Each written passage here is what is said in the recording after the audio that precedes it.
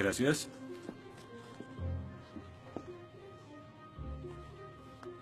Disculpe, señor...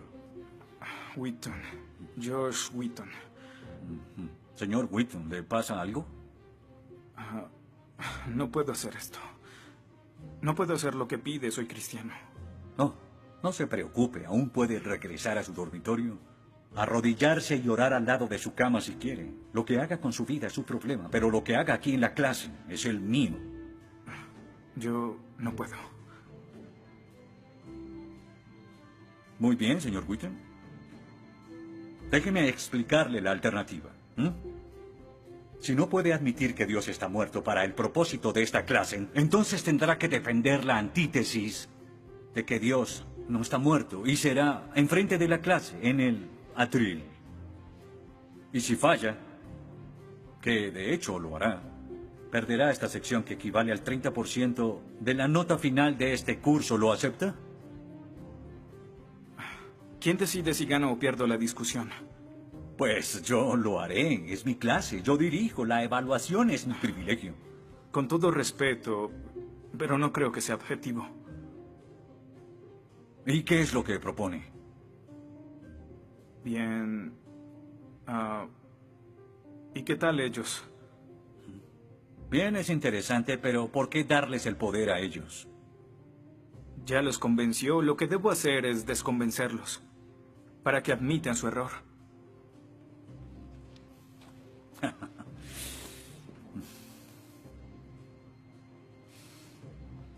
Bien. Señor Wheaton, tendrá 3 sesiones los últimos 20 minutos de las próximas 3 clases para que exponga su punto. Le prometo que haré las menores interrupciones posibles. Puede pedir lo que quiera en la clase, pero no le daré más tiempo. Los ateos dicen que nadie puede probar la existencia de Dios. Y tienen razón. Pero yo digo que nadie puede refutar que Dios existe.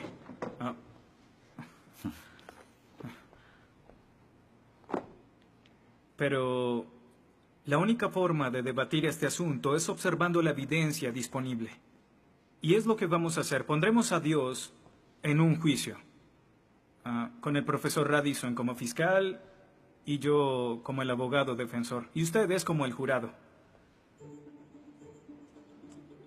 La mayoría de cosmólogos están de acuerdo con que el universo empezó hace 13.7 billones de años en un evento conocido como la Gran Explosión.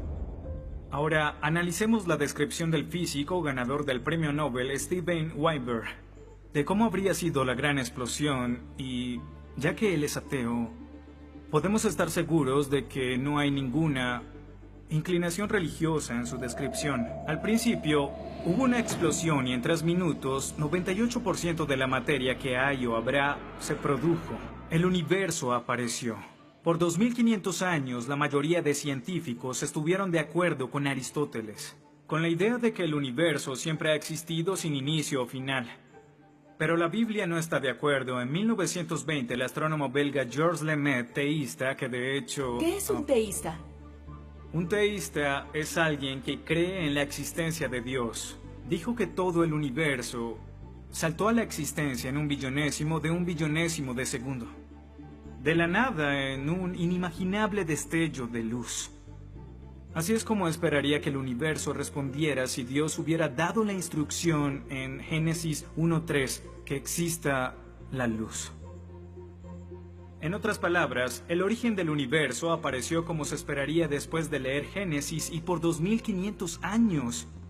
La Biblia tiene razón y la ciencia está equivocada. Todo apunta a un Dios que lo creó. Verán, en el mundo real no se ven cosas que se salgan de la nada, pero los ateos quieren hacer una excepción en esta regla. Específicamente en el universo y... Pero en su libro El espejismo de Dios, Richard Dawkins dice que si me dices que Dios creó el universo, entonces tengo el derecho a preguntar quién creó a Dios.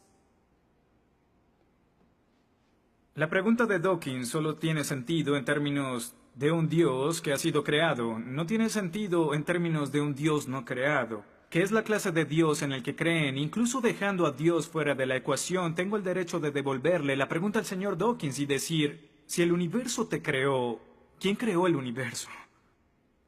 Ven, tanto teístas como ateos están agobiados por contestar la misma pregunta de cómo iniciaron las cosas. Lo que espero que entiendan de esto es que no hay que cometer suicidio intelectual para creer en un creador tras la creación, y en la medida que descarten a Dios, se verán obligados a encontrar una increíble explicación de cómo las cosas iniciaron.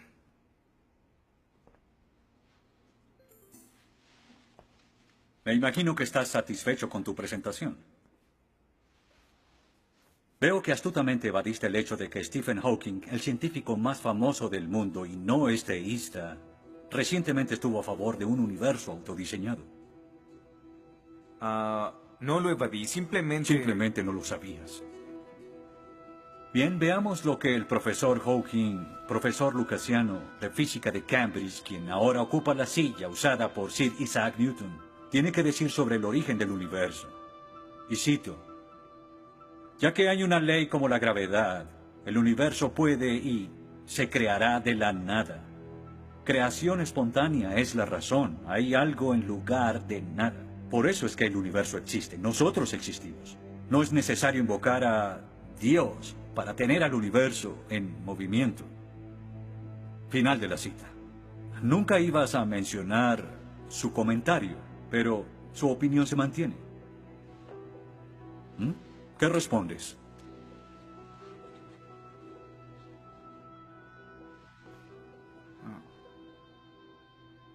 No sé. ¿No sabes? Pinché el globo de todo tu argumento con un solo alfiler y... ¿tú no lo sabes? Oh. Señor, me gustaría decirle que tengo la respuesta perfecta, pero no quebranta mi fe. Oh, ok. Así que el más grande cerebro científico de toda la historia dice que Dios no es necesario, pero un estudiante de primer semestre dice, oh, sí lo es. Wow, ¿sabes? Va a ser una decisión muy difícil. Pues estaré pendiente la próxima semana. Se acabó la clase.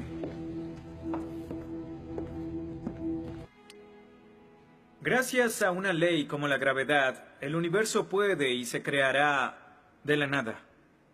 Y para ser honesto, no sabía cómo refutarlo.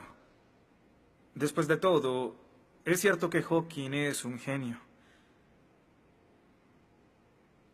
Pero el profesor John Lennox, quien enseña matemáticas y filosofía, ha demostrado que no hay ni uno ni dos, sino 3 errores de lógica en esa simple frase y se reduce a un razonamiento circular. Hawking básicamente está diciendo que el universo existe porque necesitaba existir, y como el universo necesitaba existir, se creó a sí mismo. Es como si les dijera que la carne enlatada es la mejor que haya existido porque en toda la historia no hay comida que sea mejor. Quizá me vean extraño y les digo que nunca he probado nada más. Y tienen razón, lo estoy ratificando. Pero cuando Hawking afirma que el universo se creó a sí mismo porque así debía ser, y luego dice que tiene una explicación de cómo y por qué fue creado, no reconocemos que está haciendo lo mismo. Pero así es. Continuando con Lennox, sandeces se quedan en sandeces, aunque sean dichas por un famoso científico. Y el público asuma que son declaraciones de la ciencia. Este es el tope de la arrogancia. ¿Me estás diciendo que tú, un estudiante, afirma que Stephen Hawking está mal? No. Lo que digo es que John Lennox, profesor de matemáticas y filosofía, encontró que las razones del profesor Hawking son incorrectas. Y si no soporta mi desacuerdo con Hawking, le sugiero que vaya a la página 5 de su libro, en donde insiste en que la filosofía está muerta.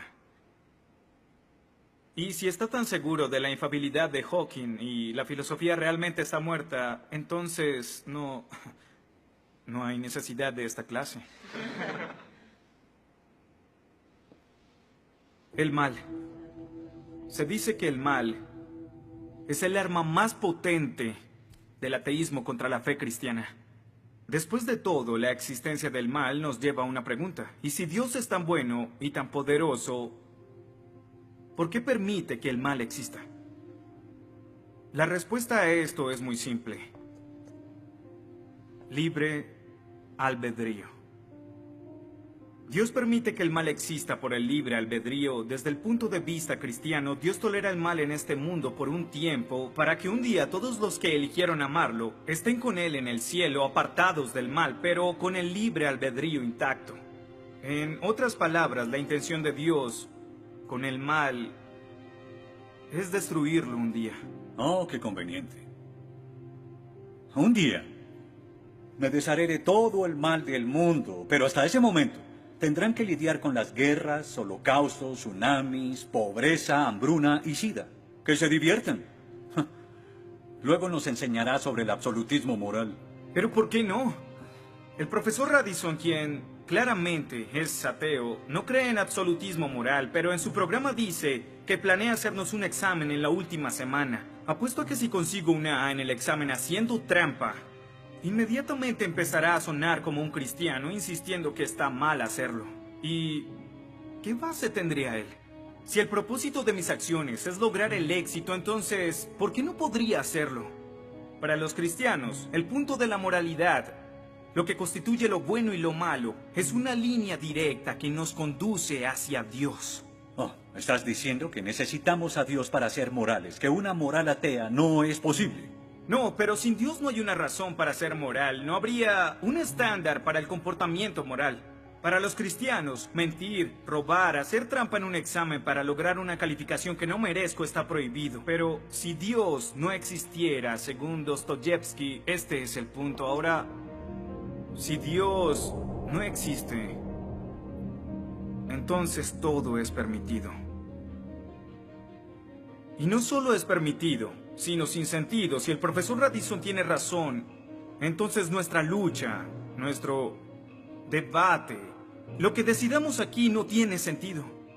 Nuestras vidas, nuestras muertes no serán diferentes a las de un pez dorado. Oh, qué ridiculez. Después de toda tu charla, ¿quieres decir que solo hay una opción? Creer o no creer. Así es. Eso es todo. De eso se trata todo. La diferencia entre su posición y la mía es que usted les quitó su elección.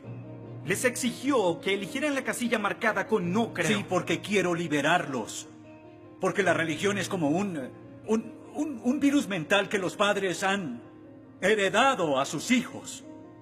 Y el cristianismo es el peor de todos. Lentamente se mete en tu vida cuando estás débil, enfermo o indefenso. ¿La religión es una enfermedad? Sí.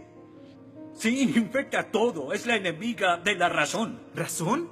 Profesor, usted dejó la razón hace mucho tiempo. Lo que nos está enseñando aquí no es filosofía, ni siquiera es ateísmo. Lo que nos está enseñando aquí es antiteísmo. No es suficiente. Necesita que todos no creamos como usted. ¿Por qué no admites la verdad? ¿Quieres enredarlos en tu primitiva superstición? Lo que quiero es que tomen su propia decisión. Eso es lo que Dios No sabes quiere. cuánto voy a disfrutar reprobándote. Pero ¿a quién realmente quiere reprobar, profesor? ¿A mí?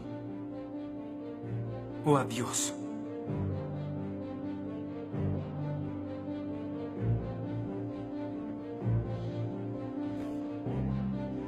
¿Odia a Dios? Ni siquiera es una pregunta. Ok. ¿Por qué odia a Dios? Esto es ridículo. ¿Por qué odia a Dios? Responda la pregunta. ¿Ha visto la ciencia y los argumentos? La ciencia avala su existencia, conoce la verdad. ¿Por qué lo odia? ¿Por qué? Esta es una pregunta simple, profesor. ¿Por qué odia a Dios? Porque Él me quitó todo lo que era importante para mí. Sí, yo odio a Dios. Todo lo que siento por Él es odio.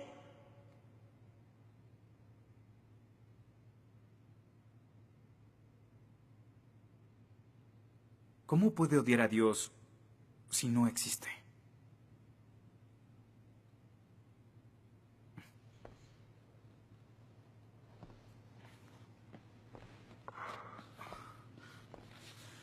No probaste nada. Quizá no.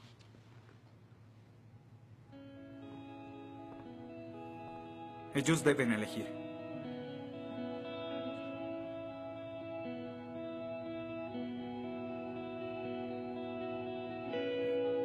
¿Está Dios muerto?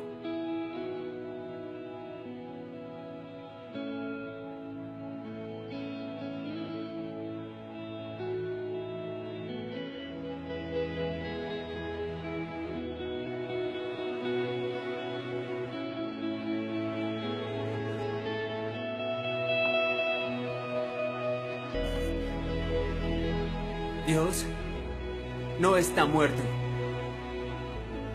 Dios no está muerto. Dios no está muerto. Dios no está muerto. Dios no está muerto. Dios no está muerto. Dios no está muerto. Dios no está muerto. Dios no está muerto. Dios no está muerto.